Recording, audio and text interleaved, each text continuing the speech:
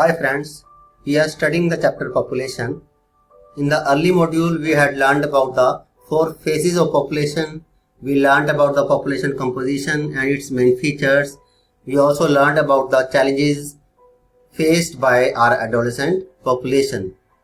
और इस मॉड्यूल में हम उससे आगे पढ़ने जा रहे हैं दोस्तों।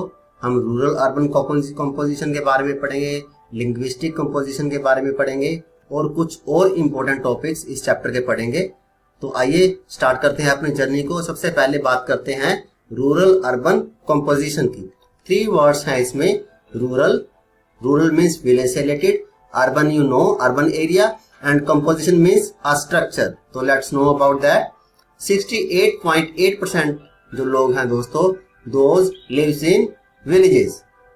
6,40,867 villages are there in India, and this is as per 2011 census.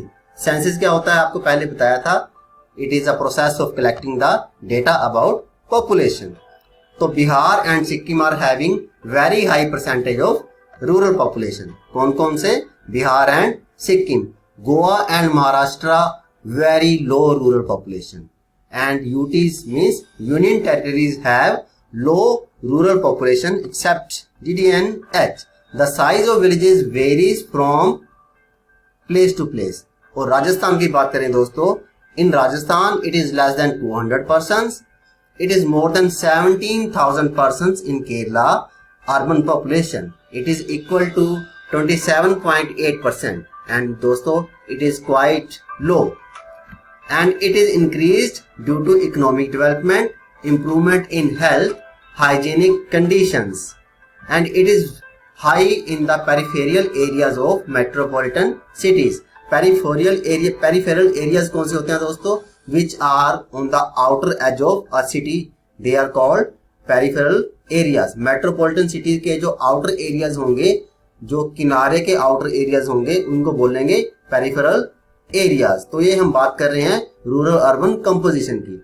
हमने बात की कि कुछ एरियाज ऐसे हैं जहां पे रूरल कंपोजिशन ज्यादा है, रूरल पॉपुलेशन ज्यादा है, और कुछ एरियाज ऐसे हैं जहां पे अर्बन पॉपुलेशन ज्यादा है। जैसे केरला अर्बन पॉपुलेशन ज्यादा है, जैसे यूपी बिहार यहाँ पे रूरल पॉपुलेशन ज्यादा है।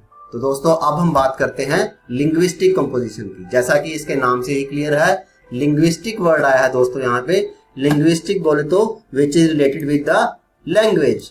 तो लैंग्वेज की कंपोजिशन जो है, लैंग्वेज का जो स्ट्रक्चर है उसको बोलते हैं लिंग्विस्टिक कंपोजिशन। तो according to Grierson there are 179 languages and 544 dialects. Dialects बोलते हैं दोस्तों लोकल लैंग्वेजेस को। There are about 22 scheduled languages. हम बात कर रहे हैं लिंग्विस्टिक कंपोजिशन की। Hindi speakers are 40.42%. The smallest language is Kashmiri 0.01%. तो इसमें से 2 मार्क्स के क्वेश्चन, 1 मार्क्स का क्वेश्चन फर्स्ट लाइन में से और सेकंड मार्क का क्वेश्चन सेकंड लाइन में से बनता है। सो बी केयरफुल, कई बार इनमें से भी क्वेश्चंस आ जाते हैं। और लैंग्वेजेस फैमिलीज की बात करें दोस्तों, तो there are 4 families: Austric, Dravidian, Sino Tibetan, Indo European. Austric है 1.38%। और स्पीच एरियाज कौन से हैं? Meghalaya, Nicobar, West Bengal, Bihar, Orissa, Madhya Pradesh and Maharashtra. हम बात कर रहे हैं ऑस्ट्रिक फैमिली की। इन एरियाज के अंदर आपको ऑस्ट्रिक फैमिलीज मिलेगी। द्रविडियन की बात करें दोस्तों, जो कि मेनली सदर्न इंडिया के अंदर आपको मिलेंगी, जैसे तमिलनाडु, कर्नाटका, केरला, आंध्र प्रदेश, मध्य प्रदेश, बिहार एंड उड़ीसा। इसके अंदर आपको द्रविडियन फैमिलीज मिलेंगी। साइनो तिब्बतन की बात करें तो जम्मू एंड कश्मीर, हिमाचल प्रदेश, अरुणाचल प्रदेश, नागालैंड, मणिपुर, मिजोरम, त्रिपुरा, मेघालय एटसेट्रा, यहाँ पर आपको सिनो तिब्बतन फैमिली मिलेंगी। इंडो यूरोपियन फैमिली की बात करें दोस्तों, तो outside India Jammu and Kashmir, Punjab, Himachal Pradesh, Uttar Pradesh, Rajasthan, Haryana, Orissa, West Bengal, Gujarat, Madhya Pradesh, Goa, in areas में आपको इंडो यूरोपियन फैमिलीज मिलेंगी। अब हम बात करते हैं दोस्तों लिंग्विस्टिक कंपोजिशन के बाद बात करते हैं फैमिली के बाद बात करते हैं रिलीजियस कंपोजिशन की। यहाँ पे भी दो वर्ड हैं दोस्तों, religious means which is related with the religion, composition means structure. तो आइए बात करते हैं। Hindus are distributed all states except Indo Pak border, Jammu and Kashmir, north eastern states. यहाँ पे हिंदू कम है, बाकी जगह पे बहुत ज्यादा है दोस्तों। Muslims are concentrated in Jammu and Kashmir, West Bengal, Kerala, UP and Delhi. Mainly in places पे मुस्लिम्स आर कंसंट्रेटेड। क्रिश्चियंस की बात करें दोस्तों, तो Christians population is concentrated in western coast and north eastern states. यहाँ पे आपको क्रिश्चियन पॉपुलेशन ज्यादा मिलेगी। Sikhs are concentrated in north west India. Jains Buddhist are concentrated in Rajasthan, Madhya Pradesh, Karnataka etcetera. Tribes की बात करें दोस्तों, तो tribes are located in north east India. तो Hindus, Muslim, Christians, Jains, tribes की बात करी दोस्तों, Hindus 80.5%, Muslim 13.55%, Christians 2.3%, Sikhs 1.9%, Buddhist 0.95% and Jains 0.45%। तो ये हमारी होगी रिलीजियस कंपोजिशन। कई बार 3 मार्क्स के लिए क्वेश्चन आ जाता है कि describe the religious composition of India, so this will be your answer. तो इसके बाद दोस्तों बात करते हैं आगे,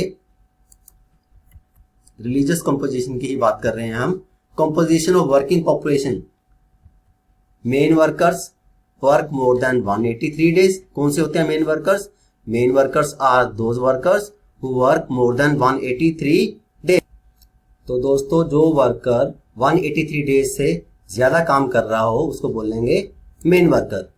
और मार्जिनल वर्कर की बात करें, the worker who is working less than 183 days, that will be called marginal workers. क्या बोलेंगे उसको? Marginal worker. और दोस्तों इस तरह से वर्किंग पॉपुलेशन की कंपोजिशन को हम डिवाइड करते हैं। 39% वर्कर्स, 61% नॉन वर्कर्स। कितने हैं वर्कर्स? 39%। और नॉन वर्कर्स कितने हैं? 61%। और हम स्टडी क्या कर रहे हैं? हम स्टडी कर रहे हैं composition of working population. Large percentage of dependent population, large number is unemployed. तो इस पॉपुलेशन में दोस्तों अगर हम अपने स्टेट की, अगर हम अपने कंट्री की वर्किंग पॉपुलेशन की कंपोजिशन की बात करें तो हमें पता चलता है कि हमारे देश में डिपेंडेंट पॉपुलेशन बहुत ज्यादा है और अनएम्प्लॉयड पॉपुलेशन भी बहुत ज्यादा है। तो if we want to be a developed country we will have to find out the solution for these two problem. कौन सी 2 प्रॉब्लम्स?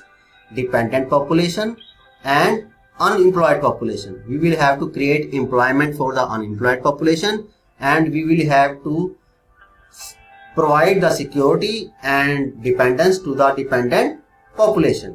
और दोस्तों बात करें 25% working population is in Goa, 53% is in Mizoram.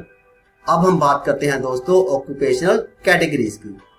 और occupational categories का मतलब क्या है दोस्तों? occupation का मतलब है कि how many people are engaged in primary activities, how many people are engaged in secondary activity and how many are engaged in tertiary activity. Cultivators कितने हैं इसके बारे में हम जानते हैं, agricultural laborers कितने हैं उसके बारे में फाइंड आउट करते हैं, household industrial workers कितने हैं उसके बारे में फाइंड आउट करते हैं, and how many other workers are there who are engaged in the secondary activities or tertiary activities. इन सब के बारे में जब हम फाइंड आउट करते हैं that is called occupational categories. Spatial variation की बात करें दोस्तों, spatial variation of working participation की बात करें तो Himachal Pradesh and Nagaland have high proportion of cultivators. Andhra Pradesh, Chhattisgarh, Orissa, Jharkhand, West Bengal have high proportion of AG workers, additional workers. In urban centers, high proportion of services are there. Non-availability of land and presence of industries encourage workers. और दोस्तों आप जानते हैं कि Himachal Pradesh has the highest rural population with more than 90% of its total population because Himachal Pradesh is a hilly and forested area and people are engaged in primary activity. So that is the reason for that. तो दोस्तों इस तरह से हमने इस chapter के important features, important topics और सब टॉपिक्स के बारे में पढ़ा। नेक्स्ट मॉड्यूल में हम इस चैप्टर के उन क्वेश्चंस को डिस्कस करेंगे, उन सब टॉपिक्स को डिस्कस करेंगे जो कि पिछले 10 इयर्स के एग्जाम में आए हुए हैं। तो देखना मत भूलिएगा उन मॉड्यूल्स को, क्योंकि उन मॉड्यूल्स के अंदर उन सब क्वेश्चंस को कवर करने की कोशिश करेंगे जो कि पिछले एग्जामिनेशंस में आए भी हैं और नेक्स्ट एग्जामिनेशन में आने की पॉसिबिलिटी भी बहुत ज्यादा है। तो इस मॉड्यूल का सफर हम यहीं खत्म करते हैं। मिलते हैं नेक्स्ट मॉड्यूल में। God bless you all.